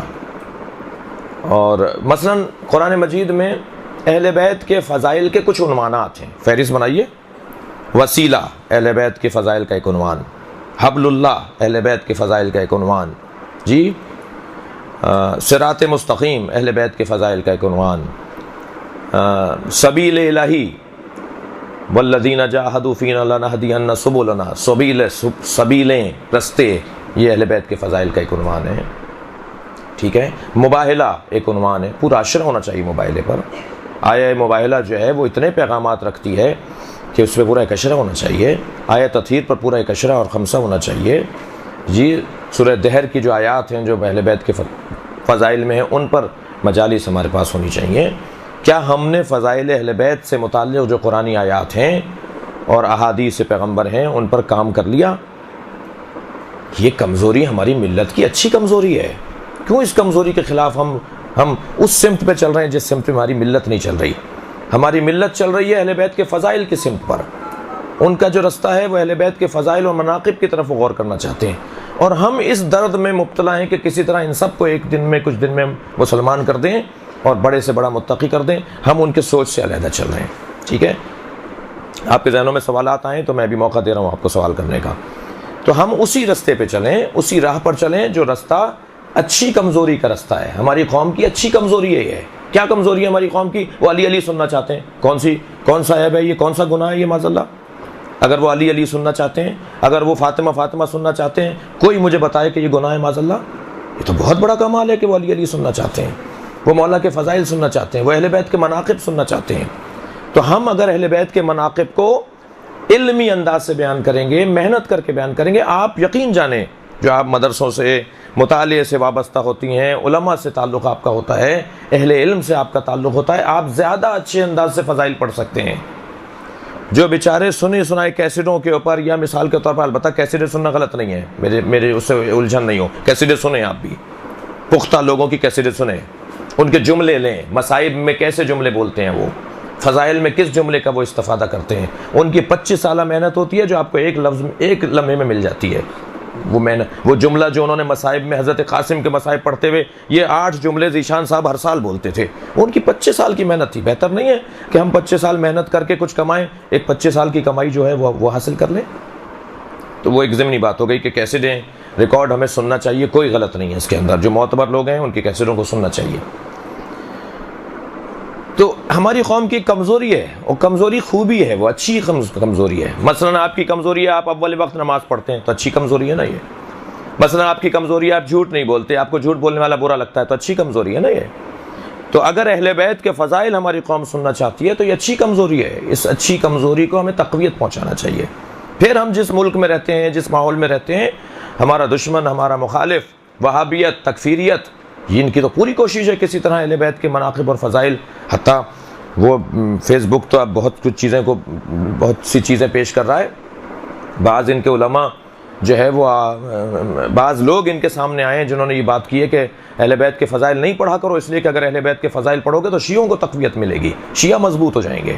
کیونکہ یہ بات تو شیعہ کرتے ہیں, شیعوں کے اماموں کا جو ہے وہ امامت اور ان کی ولایت ثابت ہوگی. دشمن ایک طرف چاہ رہا ہے کہ اہل بیت کے فضائل نہ پڑھے جائیں, کہیں شیعہ مضبوط نہ ہو جائیں. ہم جو ہے وہ فضائل اہل بیت سے گریزاں اس لیے ہیں کہ صاحب پھر نماز کی تبلیغ کا ٹائم نہیں رہے گا, پھر روزے کی تبلیغ کا ٹائم نہیں رہے گا. تو میں اس پہ بہت ہی کلیئر ہوں, مجھ پہ کوئی شبہ نہیں, اور الحمدللہ بہترین تبلیغ بھی ہم کرتے ہیں اپنی تقریروں میں. ہماری تقریروں میں پیغامات بھی ہوتے ہیں, اور کسی طرح کی ہماری تقریروں میں جھول نہیں ہوتا, یہ خود پسندی نہیں ہے. ایک بات. دوسری بات, تجربہ بتا رہا ہوں آپ کو. دوسری بات یہ کہ کوشش کریں کہ اپنی تقریر کو بیلنس کریں.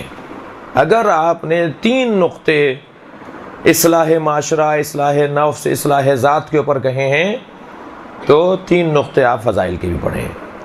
مثلا اگر آپ نے کوئی تنقید کی ہے تو اس کا دوسرا پہلو بھی تو ہے, اس کا صفحہ پلٹی ہے, اس کی تعریف بھی تو ہے. اگر کسی چیز کی آپ نے برائی کی ہے تو اسی وجود کے اندر کچھ خوبیاں بھی تو ہیں, ان خوبیوں کو بھی آپ بیان کیجئے.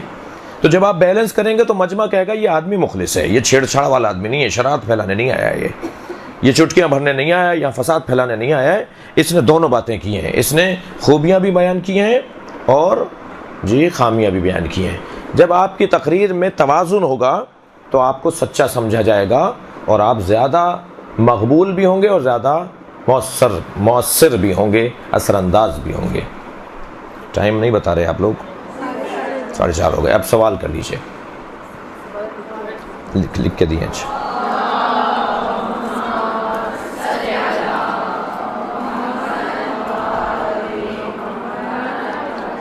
سوال فرما رہے ہیں کہ آپ کی کوئی کتاب جس میں سے ہم مجلس جمع کر سکیں. میری 2 مجلسوں کی کتابیں چھپ چکی ہیں. ایک شخصیت کا کردار جو اب نہیں مل رہی، یعنی ختم ہو گئی ہے بازار سے، دوبارہ چھپائیں گے. دوسری ہے نہج البلاغہ تفسیر قرآن، وہ ہے دستیاب ہے، آپ کی انچولی میں بھی ہے، باب العلم میں بھی ہے، اور جگہوں پر بھی ہوگی.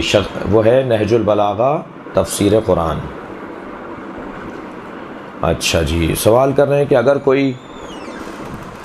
کوئی ہماری تعریف کرے تو ہم جواب میں کیا کہیں؟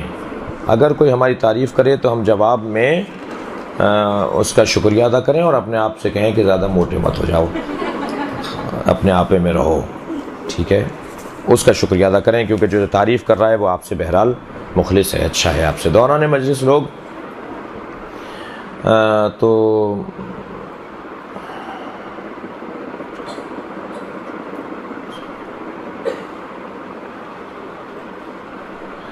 بعض لوگ درمیان مجلس، خاص طور پہ عورتوں میں ہی مشکل ہوتی ہے کہ بچے ساتھ ہوتے ہیں جی، وہ کسی کو جو ہے وہ کچھ مسئلہ ہے، کسی کو کچھ مسئلہ ہے، تو وہ شور ہو رہتا ہے، باتیں ہو رہی ہوتی ہیں. اور ویسے بھی ایک جو ہے وہ کسی نے مزاح کیا ہے کہ سب سے بڑا جھوٹ یہ ہے کہ اگر چند عورتیں ایک جگہ بیٹھی ہوں اور باتیں نہ ہو رہی ہوں تو یہ ہو نہیں سکتا کہ باتیں نہ ہو رہی ہوں. تو وہ مجلس میں بیٹھی ہوں اور باتیں نہ ہو رہی ہوں تو یہ آپ کیا مشکل ہے ایک.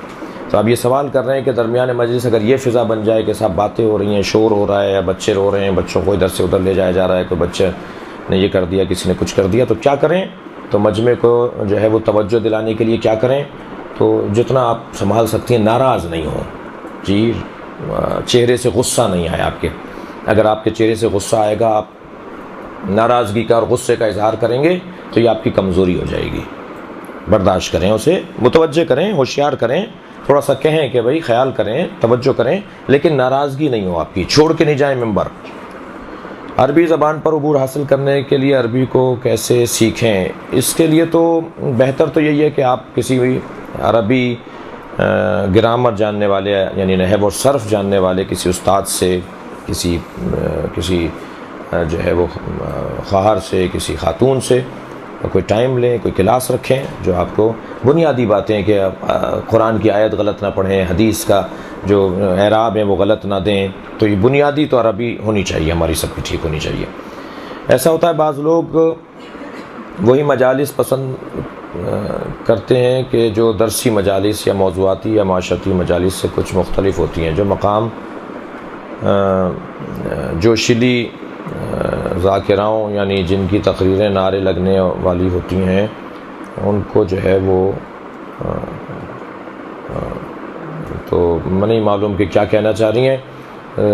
بعض لوگ پسند کرتے ہیں درسی، شاید یہ کہنا چاہ رہی ہیں، بعض لوگ پسند کرتے ہیں نعرے والی مجلس. اب یہ میں عوامی زبان میں بات کر رہا ہوں. تو بعض لوگ چاہتے ہیں کہ جی درسی مجلسیں ہوں. تو آپ کسی کی چاہت پر مجلس نہیں پڑھیں، آپ کی اپنی ذمہ داری ہے، آپ کی اپنی ذمہ داری ہے اس کی چاہت پر کہ یہ پڑھ دیجئے، وہ پڑھ دیجئے. تو پھر اسے کہیں بھائی تم خود پڑھ لو جی، اگر تمہارے کہنے پر ہی اگر ہمیں پڑھنا ہے تو پھر تمہیں خود پڑھ لینا چاہیے. جی بہن جی جی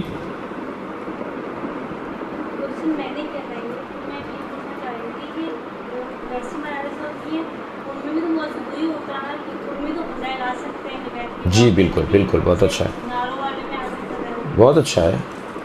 البتہ دیکھیں ایک حد سے زیادہ کوئی بھی چیز ہوگی وہ اچھی نہیں ہوگی. مثلا نعرے زیادہ ہوں گے وہ بھی اچھے نہیں ہیں، نعرے بالکل نہیں ہوں گے وہ بھی اچھے نہیں ہیں. ٹھیک ہے، یہ مجلسوں کا حصہ ہے، یہ رونق، صلوات، نعرہ، یہ مجلسوں کا حصہ ہے. اس کے خلاف کوئی باتیں نہیں ہونی چاہیے ہمارے یہاں. جی جی، میں یہ کہہ رہا ہوں اس کو متوازن کریں، ٹھیک ہے. مثلا 1 گھنٹے کی تقریر میں صرف ایک چیز کو نہیں بولیں یا ایک موضوع کو نہیں بولیں، کشکول بنائیں اس کو، دوسری چیزوں کو بھی اس میں شامل کریں. ممبر کے مزاح کیسے ہوتے ہیں، موضوعاتی کشکول میں کیا کیا چیزیں شامل کریں اور کیسے کریں، میرے خیال سے بتا دیا میں نے. ممبر کا مزاح کیسے ہوتا ہے، مثلا ممبر کا مزاح کوئی میں کر کے دکھاتا ہوں آپ کو. مثلا ممبر کا مزاح کیسے ہوتا ہے،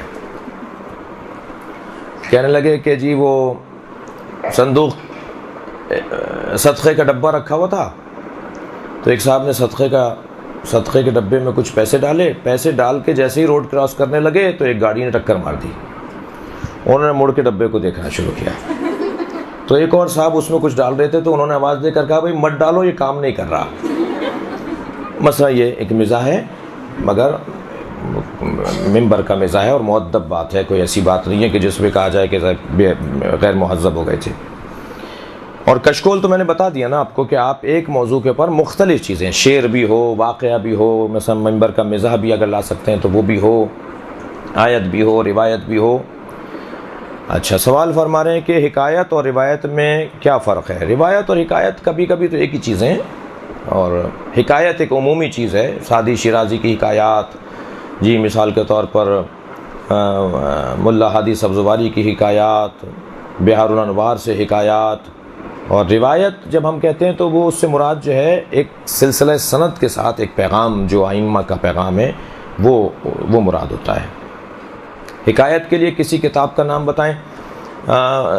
فارسی میں تو بہت کتابیں ہیں، ہم نے ایک کتاب تیار کی تھی ذاکراؤں کے لیے اور ذاکرین کے لیے، وہ ہم نے تقسیم کر دی تھی، اب وہ نہیں ہے ہمارے پاس، اور وہ 50 موضوعات ہم نے بنائے تھے، ہر موضوع پر 5 آیتیں، 5 حدیثیں، 5 واقعات، 5 لطیفے، یعنی علمی لطیفے۔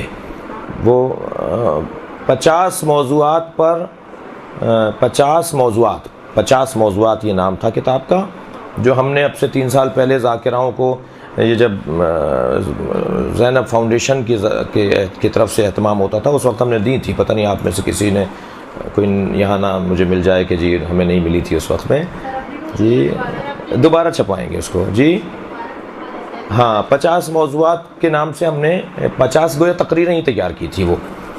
تو فارسی میں تو ایک 10 جلدوں میں کتاب ہے الوقایع والحوادث کے نام سے، 7 جلدوں میں الوقایع والحوادث، اس میں موضوعاتی واقعات ہیں اور اچھا ممبر کے حوالے سے مفید چیز ہے۔ جی نہیں، وہ کیونکہ چھپوائی تھی کسی نے کہ بھئی تقسیم کریں، تو وہ کیونکہ بیچنے کی اور فروخت کرنے کی تو تھی نہیں، اس لیے وہ مارکیٹ میں نہیں ہے۔ مصائب امام زین العابدین طالبات نے سننے کی خواہش ظاہر کی ہے، امید ہے غور فرمائیں گے۔ اچھا، سوال فرما رہی ہیں، فارسی میں سوال کیا ہے، اچھا لگا ہمیں، کہ مجلس پڑھتے وقت جب مصائب پڑھ رہے ہوتے ہیں تو خود ذاکرہ جو ہے اگر نہ رو رہی ہو تو لوگوں کو ہوتا ہے کہ یہ خود بھی رو رہی ہیں یا نہیں رو رہی، تو میں سمجھتا ہوں کہ بعض اوقات تو یہ کیفیت جو ہے آپ کو مجلس پڑھنے میں رکاوٹ بن جائے گی، آپ کا گلا بیٹھنے لگے گا، آپ کا گلا، آپ کے الفاظ اس میں گھٹنے لگیں گے اور آپ اچھے مسائل نہیں پڑھ پائیں گے۔ البتہ بعض اوقات تو آپ کے ہاتھ میں نہیں ہوتا، آپ کے بس کی نہیں ہوتا، جیسے عاشورہ کے دن، جیسے شب عاشور کی مجلسیں، جیسے خاص شہادت کی تاریخ کی مجلسیں، اس وقت حالت بہت غیر ہو رہی ہوتی ہے، تو ایک حد تک گریہ آپ کے اوپر بھی اس کا ہونا چاہیے، لیکن اگر آپ خود بھی گریہ کریں گے تو مجلس کو آپ متاثر نہیں کر پائیں گے۔ گریے میں بھی میں جو ہے وہ آپ کو ایک آپ کو مشورہ دوں گا، اور وہ یہ کہ مصائب کے حوالے سے ایک مشورہ دوں گا، اور وہ یہ کہ مصائب میں ٹیلی گرافی باتیں ہیں، جیسے آپ نے فضائل میں نکات لکھے نا 5 نقطے، ایسے ہی مصائب میں بھی نقطے علیحدہ کریں۔ اگر آپ نے ایک ہی واقعے کو کھینچ کر 20 منٹ میں پڑھا، اس سے زیادہ اثر جب ہوگا کہ جب آپ 5 باتوں کو 2 جملوں میں بیان کرتے ہوئے چلے جائیں، اس کا بہت زیادہ اثر ہوتا ہے سننے والے پر۔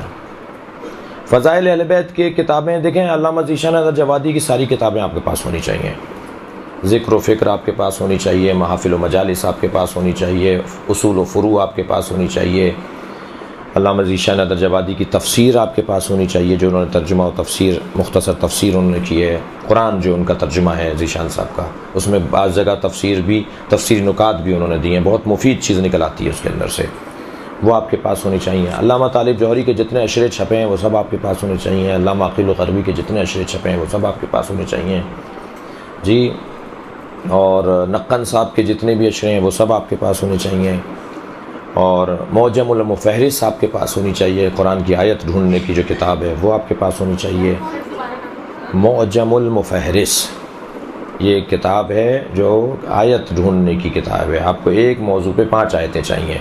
البتہ اس سے ڈھونڈنے کے لیے بھی مشق اور سیکھنے کی ضرورت ہے. کسی استاد کی ضرورت پڑے گی پہلے آپ کو. جب آپ کو نکالنا آ جائے گا تو پھر تو آپ کو ضرورت نہیں رہے گی. معجم میم عین جیم میم معجم المفہرس الف لام میم ف ہ سین المفہرس. کتابوں میں مشہور ذاکرین کی بنی بنائی مجالس ہوتی ہیں. کیا ہمیں انہیں الفاظ بالفاظ پڑھ سکتے ہیں؟ کوئی عیب نہیں ہے. البتہ نقل کے لیے عقل چاہیے, تھوڑا سا اپنا بھی ملا دیجئے اس میں. اور اگر پوری کی پوری پڑھ دیں گے تو جب ہم مجلس پڑھ رہے ہوتے ہیں تو لاؤڈ اسپیکر لگے ہوتے ہیں اور آواز نامحرم کے کانوں میں جا رہے ہوتے ہیں. تو اس حوالے سے کیا ہے, نامحرم کی مترنم آواز جو ہے نا, یعنی ترنم والی آواز نامحرم کے کان میں جانا حرام ہے. لیکن آپ کا خطاب اگر نثری انداز میں ہے اور ترنم میں, مگر مصائب میں آپ کے یہاں ایک مشکل ہے عورتوں میں کہ آپ کے ہاں مصائب جو ہے وہ مردوں سے ہٹ کر خود بخود مترنم ہو جاتے ہیں. خود بخود آپ کھینچ کے مصائب پڑھ رہی ہوتی ہیں, جس کے نتیجے میں وہ آواز آپ کی وہ ترنم والی ہو جاتی ہے. تو ترنم کی آواز نامحرم کے کان میں جانا حرام ہے, مگر یہ کہ مرثیہ یا نوحہ مل کر عورتیں پڑھ رہی ہوں جس میں مشخص نہ ہو رہی ہو آواز, تو وہ اس کے لیے پھر کوئی چھوٹ مل جائے گی, کوئی گنجائش مل جائے گی. السلام علیکم. وعلیکم السلام. ایک خطیب بولنے کے لیے یا خطابت کے فن میں ایک خطیب اسے کہا جائے اور یا اس کے خطابت کے فن میں کوئی کمی ہو تو وہ کیا کرے؟ مشق کرے, محنت کرے اور تیاری بہتر کرے.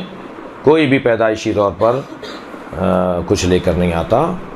محنت ہوتی ہے, مشقت ہوتی ہے, سنجیدگی ہوتی ہے اپنے کام سے, وہ انسان کو ترقی عطا کر دیتا ہے.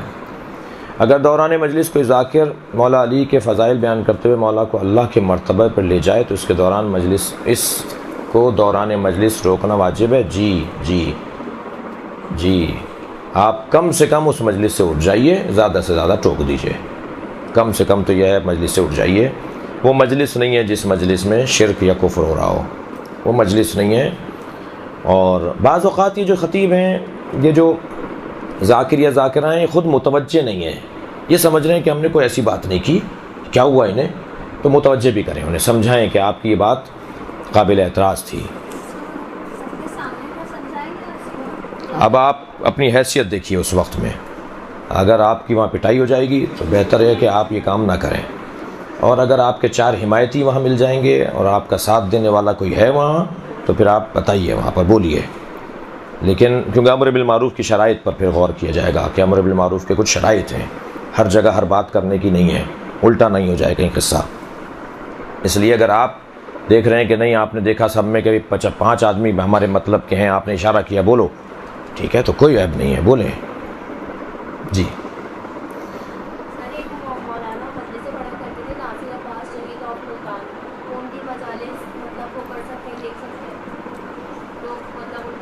میں آپ کو ایک اصول دے دیتا ہوں, میں نام پر تبصرہ نہیں کروں گا, مشکل ہو جائے گی. اصول یہ ہے کہ ہر اس خطیب کی کہ جو مدرسے سے باقاعدہ پڑھا ہو, عرف میں مشہور ہو کہ نجف کا پڑھا ہوا ہے, سب جانتے ہوں یہ قم کا پڑھا ہوا ہے, سب علماء کے حلقے میں اس کا احترام ہو, جی اہل علم اس کو احترام کی نگاہوں سے دیکھتے ہوں. یہ کسوٹی ہے جس کی تقریریں آپ کو لینی چاہیے, اس کے بیانات سے استفادہ کرنا چاہیے. لیکن اہل علم میں مقبول نہیں ہے, اہل علم اسے پسند نہیں کرتے, علماء اس کو کوئی مقام نہیں دیتے, یا علماء اس کو پہچانتے بھی نہیں ہیں فرض کریں, تو ایسے لوگوں سے استفادہ نہیں کریں.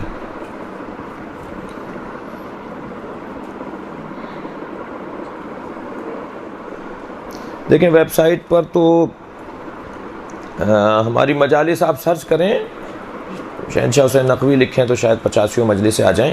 سوال کر رہی ہیں کہ کوئی ایسی جگہ جہاں ساری مجلسیں ہوں, تو حسینیہ.com پہ بہت سی ہیں, اور نام لکھ کر بھی آپ سرچ کریں گے تو لوگوں کی تقریریں نکل آتی ہیں. تحریر و قلم کے حوالے سے جو آپ نے اپنی قیمتی کاوش دکھائی, کیا یہ مجلس کہیں ریکارڈ کی گئی ہے؟ اگر یہ مجلس ریکارڈ نہیں تو کیا میٹر چھپ چکا ہے؟ نہیں, مجھے لگتا ہے اس دن کوئی ریکارڈ بھی نہیں کر رہا تھا. بہت ساری تقریریں جو بہت قیمتی ہوتی ہیں بعض اوقات, مگر وہ ریکارڈ نہیں ہوتی ہیں. بہرحال ہمیں بھی ریکارڈ خود کرنا چاہیے اپنی تقریروں کو، اور اس لیے کہ اس میں سے خامی اور خرابی کو ختم کیا جائے۔ کیا ایسے خطیب کی مجالس سن سے استفادہ حاصل کر سکتے ہیں؟ استفادہ کر سکتے ہیں، حاصل کر سکتے ہیں، جملہ ٹھیک کر لیجئے۔ استفادہ کر سکتے ہیں جو مراجع کے بارے میں متنازع رجحان رکھتے ہوں، حالانکہ بیان اچھا کرتے ہوں نہیں۔ مرجعیت تشیع کا ایک رکن رکین ہے، تشیع کی جو ہے وہ ایک بنیاد ہے، اساس ہے۔ اگر کوئی مرجعیت سے ہٹا رہا ہے تو وہ شیعت کا دشمن ہے، شیعت کا دشمن ہے۔ لہٰذا ایسے خطباء سے، ایسے ذاکرین سے پرہیز کریں جو تشیع کو دھارے سے ہٹا رہے ہوں۔ مرجعیت پہ تشیع دھارے میں، یعنی پورے دنیا میں شیعہ جو ایک دوسرے سے جڑ رہے ہیں وہ مرجعیت کی وجہ سے جڑ رہے ہیں۔ اگر آپ مرجعیت کو کمزور کریں گے تو آپ پوری دنیا کے تشیع سے کٹ جائیں گے، کمزور پڑ جائیں گے، آپ تنہا ہو جائیں گے۔ یہ سازش ہو رہی ہے پاکستان میں، اور اس سے پرہیز کیا جائے، اس کا احتیاط کیا جائے۔ بہت شکریہ جی۔ نہیں ہو پاتی ہاں جی۔ ویسے تو نفسیاتی طور پہ ہمارے ہاں جو مشکل بولتا ہے اس کو زیادہ پسند کیا جاتا ہے، جو زیادہ گاڑھے گاڑھے الفاظ بولتا ہے، جو مشکل لغت استعمال کرتا ہے، اس کے یہاں مجمع زیادہ ہوتا ہے۔ تو کر لیجئے تھوڑی سی پریکٹس آپ بھی، اور پھر آگے جا کے اس کو آسان کر دیجیے گا۔ جی بہن، دیکھیں سب سے اہم چیز تو یہ ہے کہ بصیرت بڑھائیں، دید اپنی وسیع کریں، دید اپنی گہری کریں۔ سطحی فکر، عارضی فکر جو ہے وہ سرسری نگاہوں والی باتیں نہیں ہونی چاہیے، گہرائی میں جائیں کسی بھی چیز کے حوالے سے۔ ہمارے یہاں بصیرت کی کمی ہے، مجموعی طور پر بصیرت کی کمی ہے۔ ہم سادہ لو ہیں مجموعی طور پر، ہم جو ہے وہ سادے ہیں، ہم تھوڑا سا، ٹھیک ہے، اور مجموعی طور پر ہماری شخصیات بھی سادہ ہیں، اور بہت ساری چیزوں کو سنجیدہ نہیں لیتے، اہمیت نہیں دیتے، ان پہ غور نہیں کرتے۔ تو مجموعی طور پر ہمیں اپنی قوم کے حوالے سے، عالم اسلام کے مسائل کے حوالے سے ہمیں بابصیرت ہونا چاہیے، سمجھدار ہونا چاہیے، معاملہ فہم ہونا چاہیے۔ اس کے لیے جو معاملہ فہم شخصیات ہیں ان کی تقاریر سننا، ان کی کتابیں پڑھنا، ان سے استفادہ کرنا، یہ ایک ذریعہ ہے اس کا۔ نہج البلاغہ پڑھنے والا بہت ذہین ہو جاتا ہے۔ میں آپ سے گزارش کروں گا کہ نہج البلاغہ کو اول سے آخر تک جو ہے وہ ختم کریں، پڑھیں۔ نہج البلاغہ اول سے آخر تک جو پڑھ لیتا ہے، اس کو سمجھ کے پڑھ لیتا ہے، اس کے یہاں بصیرت بہت زیادہ ہو جاتی ہے، بہت سمجھدار ہو جاتا ہے۔ آپ فرما رہی تھی دو ہیں، ایک پہ آفیشل لکھا ہوا ہے، ایک صرف نام سے ہے۔ تو وہ آفیشل جو لکھا ہے اس کے اوپر وہ صحیح ہے۔ البتہ اس میں بھی کبھی کبھی میں کہیں سفر پہ ہوتا ہوں، ہمارے دفتر والے بغیر اجازت کے کچھ ڈال دیتے ہیں، پھر میں ان کو فون کر کے کہتا ہوں 2-3 دن بعد کہ ہٹاؤ یہ کیا ڈال دیا، مگر ان 2-3 دنوں میں اتنا شیئر ہو چکا ہوتا ہے کہ پھر ہمیں مشکل کھڑی ہو جاتی ہے، مگر کیا کر، خود تو ہم نہیں کر پاتے، ہمارے پاس ٹائم نہیں ہے، تو دفتر ہمارا کرتا ہے، ہمارے احباب اس کو چلاتے ہیں۔ لیکن وہ جس پہ آفیشل لکھا ہوا ہے اور اس پہ نام لکھ دیا جو مجھے پسند نہیں ہے، علامہ بھی لگا دیا ہمارے نام کے ساتھ، تو وہ جو ہے وہ مجھے پسند نہیں ہے۔ لیکن اب اس کو اگر ہم اس نام کو ختم کر کے، اس وقت اس پہ کوئی 40,000 جو ہے نا وہ لوگ ہیں، اب اگر ہم اس کو ہٹائیں گے تو دوبارہ سے ہمیں پیج بنانا پڑے گا، وہ 40,000 آدمیوں کو ہم کھو دیں گے۔ اس لیے ہم قبول کر رہے ہیں کہ جی ٹھیک ہے، علامہ بھی ہمارے نام ساتھ لگا دو، ورنہ نام یہ ٹھیک نہیں ہے، میرے لیے ٹھیک نہیں ہے۔ کیا مرثیہ خان نوحہ خان کی اہمیت نہیں؟ بعض ذاکرہ کہتی ہیں کہ ذاکری زیادہ ضروری ہے، تو وضاحت کریں کیوں؟ مرثیہ خان کا بڑا مقام ہے، نوحہ خان کا بڑا مقام ہے، اس میں کوئی دو رائے نہیں ہے۔ تو آپ کے قلم اور سطروں پر جو مجلس ہے کہاں سے ملے گی؟ نہیں پتہ، کوئی کہیں ریکارڈ نہیں ہوئی وہ۔ میری بیٹی عکس سکینہ رضوی جو کہ اچھا چل نہیں سکتی، اچھا 2.5 سال کی، چل نہیں سکتی، بیٹھ نہیں سکتی، علاج کروا رہے ہیں۔ اس بچی کی شفا یابی کے لیے امام سجاد کے صدقے میں وسیلے سے امام کے مانگیں دعا، امام سجاد کے وسیلے سے اللہ اسے جو ہے وہ شفا عطا فرمائے۔ ایک صلوات پڑھ لیں محمد و آل محمد۔ جی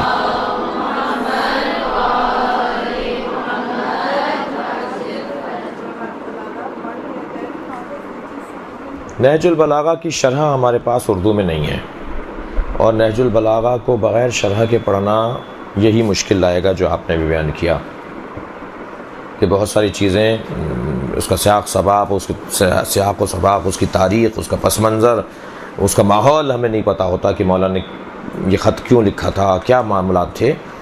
تو ہم باب العلم کے اندر، دارالتحقیق کے اندر نہج البلاغہ کی 15 جلدوں میں شرح لکھ رہے ہیں۔ البتہ آیت اللہ مکارم شرازی کی جو شرح ہے اس شرح کا ترجمہ کر رہے ہیں اور اس میں کچھ اضافے بھی کر رہے ہیں۔ تو 3 جلدیں امید ہے محرم بعد پہلی 3 جلدیں چھپ کر آ جائیں گی، تو وہ کم سے کم ذاکروں کو اور ذاکراؤں کو وہ کتاب جو ہے وہ امام زین العابدین علیہ السلام کے مصائب جو ہے وہ ایک اعتبار سے سب سے زیادہ ہیں، یعنی امام کو اللہ نے خاص امام سے امتحان لیا ہے، اور اللہ کا کام بھی بڑا منفرد اور مختلف ہوا کرتا ہے۔ اللہ امتحان جب لیتا ہے تو مزاجوں کے مطابق امتحان لیتا ہے۔ حضرت ابراہیم کہ حضرت اسماعیل کی جب ولادت ہوئی تو بہت عرصے بعد بیٹے کی ولادت ہوئی، جس کو آپ محاوراتی زبان میں کہیں منت و مرادوں کے بعد حضرت اسماعیل حضرت ابراہیم کے یہاں پیدا ہوئے۔ اللہ نے حضرت ابراہیم سے کہا اسی بچے کے گلے پہ چھری چلاؤ، امتحان ایسے ہے۔ حضرت یوسف پانی سے ہولتے تھے، پانی نظر آتا تھا، حضرت یوسف کو ہول آتی تھی۔ اللہ نے پانی ہی کے ذریعے سے حضرت یوسف کا امتحان لیا، بھائیوں نے کنویں میں ڈال دیا۔ حضرت امام حسین کو پیاس بہت لگتی تھی، اللہ نے امام حسین کا امتحان پیاس کے ذریعے سے لیا۔ جناب زہرا نے اپنی شہادت کے قریب وصیتوں میں سے ایک وصیت فرمائی تھی، مولا سے علی میرے حسین کے کھانے اور پینے کا خیال رکھنا، بھوک اور پیاس کا خیال رکھنا۔ میں نے ایک مجتہد آیت اللہ فاطمیہ سے مصائب سنے کہ جب مولا علی کی شہادت قریب ہوئی تو آپ نے اپنے سارے بچوں کو جمع کیا، اور جب سب جمع ہو گئے تو فرمایا کہ ایک ظرف میں کھانا لے کر آؤ اور پانی لے کر آؤ۔ جب کھانا اور پانی مولا کے سامنے آ گیا فرمایا حسین کہاں ہے؟ تو برابر سے ہی امام حسین کی آواز آئی، بابا میں آپ کے برابر میں بیٹھا ہوں۔ تو مولا نے اپنے ہاتھ سے لقمہ بنایا اور مولا امام حسین کے منہ میں دیا، اور اپنے ہاتھ سے کاسا پانی کا اٹھایا اور کہا میرے ہاتھ سے پانی پیو۔ تمہاری ماں نے وصیت کی تھی کہ میرے حسین کی بھوک اور پیاس کا خیال رکھنا۔ امام حسین کو پیاس بہت لگتی تھی، اللہ نے پانی کے ذریعے سے ان کا امتحان لیا۔ امام سجاد غیرت مند بہت تھے۔ امام سجاد نے ہی حضرت عباس کو مشورہ دیا تھا جب مدینہ منورہ سے قافلہ چل رہا تھا کہ چچا قناتیں لگوا دیجئے، اس لیے کہ بیویاں محملوں میں بیٹھ رہی ہیں۔ امام سجاد غیرت مند بہت تھے۔ اس کا ایک سبب تو شاید یہ بھی تھا کہ ننیال کی طرف سے بھی شاہی خاندان سے تھے، ایران کے بادشاہ کے نواسے تھے، اور ددیال کے طور پر کائنات کے سلطان السلاطین کے فرزند تھے۔ تو امام سجاد کے مزاج میں بھی نزاکت بھی تھی، آپ کے ہاں غیرت بھی بہت زیادہ تھی۔ اللہ نے اسی رستے سے امام سجاد کا امتحان لیا کہ آپ کوفہ و شام کے بازاروں میں اپنی پھوپھیوں کے ساتھ ہوں گے، بہنوں کے ساتھ ہوں گے، ان بیویوں کے ساتھ ہوں گے جو ماں کا درجہ رکھتی ہیں اور ان کے سروں پہ چادریں نہیں ہوں گی، اور لوگ اشارے کر کر کے کہیں گے وہ حسین کی بہن ہے، وہ عباس کی بہن ہے، وہ فلاں ہے، وہ فلاں ہے۔ کسی نے مدینے میں امام سجاد سے پوچھا مولا آپ کو اپنے بھائی علی اکبر کی شہادت یاد ہے؟ تو امام سجاد کی آنکھوں میں آنسو آ گئے، فرمانے لگے نہیں مجھے اپنے بھائی علی اکبر کی شہادت یاد نہیں ہے، میں غشی کے عالم میں تھا، مگر مجھے اتنا احساس ہوا کوئی میرے تلووں کا بوسہ لے رہا ہے۔ تو جب میں نے آنکھیں کھول کر دیکھا تو علی اکبر میرے پیر پکڑے بیٹھے تھے اور میرے تلووں کا بوسہ لے رہے تھے۔ ہم کہیں حضرت علی اکبر سے مولا امام سجاد کے ہاتھوں کا بوسہ لیا ہوتا، امام سجاد کی پیشانی کا بوسہ لیا ہوتا، آپ نے امام سجاد کے پیروں کا بوسہ کیوں لیا ہے؟ عجب نہیں جواب آئے کہ ان پیروں میں کانٹے چبھیں گے، کوفہ و شام کے بازاروں سے یہ بھائی گزرے گا اور یہ اکیلا ہوگا اور سب سے بڑی مصیبت کا سامنا اسے کرنا پڑے گا۔ جب کسی نے پوچھا امام سجاد سے مولا سب سے زیادہ مصیبت کہاں آئی تو آپ نے فرمایا شام میں مصیبت آئی۔ شام میں اور کوفے میں فرق تھا، کوفے میں چھتوں سے صدقے کی کھجوریں پھینکی جا رہی تھی، اور شام میں چھتوں سے پتھر اور انگارے پھینکے جا رہے تھے۔ امام سجاد فرماتے ہیں کہ ایک چھت سے انگارے پھینکے گئے، ایک انگارہ میرے سر پر آ کر گرا، میں پکارتا رہ گیا، میرا سر جل رہا ہے مگر میرے ہاتھ بندھے ہوئے تھے، کسی نے میرے سر سے انگارہ نہیں ہٹایا۔ کوفے میں چھتوں سے صدقے کی کھجوریں پھینکی جا رہی تھی، بچے بھوکے بھی تھے، بچے پیاسے بھی تھے۔ اہل بیت کے ان اسیروں کے قافلے میں ایک بچے نے کھجور ہاتھ میں لے لی تو جناب زینب نے آگے بڑھ کے کھجور واپس لی اور فرمایا بیٹا الصدقۃ علینا حرام، صدقہ ہم پہ حرام ہے۔ تو ایک عورت چھت پہ کھڑی سن رہی تھی، وہ اتر کر آئی اور بی بی سے آ کے کہنے لگی صدقہ تو اہل بیت پہ حرام ہے، آپ کا تعلق کیا ہے اس جملے سے؟ میری بی بی نے فرمایا تو اہل بیت کو پہچانتی ہے؟ کہنے لگی ہاں اہل بیت کے فرد فرید حسین ابن علی ہیں۔ بی بی نے فرمایا کیا حسین کی بہن کو پہچانتی ہے؟ کہنے لگی ہاں زینب کبریٰ کو میں پہچانتی ہوں۔ تب میری بی بی نے فرمایا وہ نو کے نیزے پر حسین کا سر ہے اور خود میں تیرے سامنے زینب کبریٰ کھڑی ہوں۔ الا لعنۃ اللہ علی الظالمین فسيعلم الذين ظلموا۔